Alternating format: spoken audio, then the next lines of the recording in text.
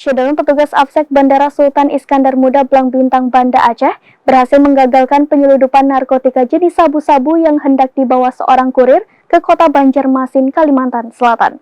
Berikut informasi selengkapnya.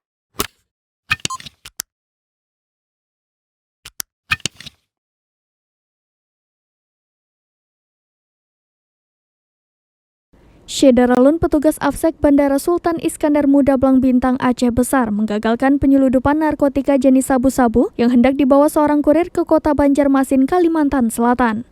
Hal ini dibenarkan oleh Kasatres Narkoba Polresta Banda Aceh Kompol Tenri Wardi pada Senin 17 Oktober 2022.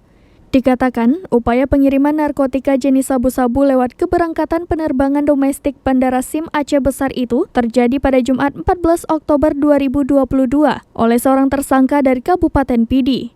Caranya, kata Tenri, tersangka memasukkan serbuk kristal warna putih yang berisikan 200 gram sabu-sabu dalam 2 bungkusan plastik bening. Dijelaskan, peristiwa tersebut diketahui saat petugas mencurigai tersangka yang saat itu berada di pintu pemeriksaan sinar X-ray. Kemudian mereka mendeteksi sesuatu yang janggal dari sepatu tersangka. Tenri menyebutkan terdapat narkotika jenis sabu di sisi kiri dan kanan sepatu yang dipakainya. Kemudian setelah diamankan, pelaku diserahkan ke polisi untuk dilakukan pengembangan lebih lanjut. Lalu, berdasarkan hasil interogasi, pelaku merupakan kurir yang akan mengantarkan sabu-sabu ke kota Banjarmasin.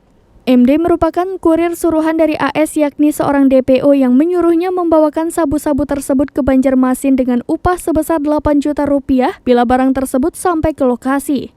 Saat ini, AS dan WAN ditetapkan sebagai DPO.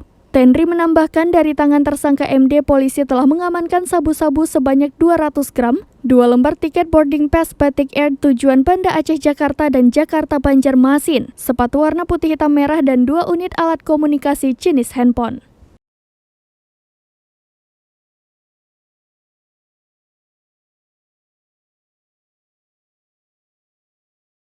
Demikian informasi terkini, Syederalun saksikan terus berita lainnya di kanal YouTube Serambi On TV, website dan Facebook serambinews.com.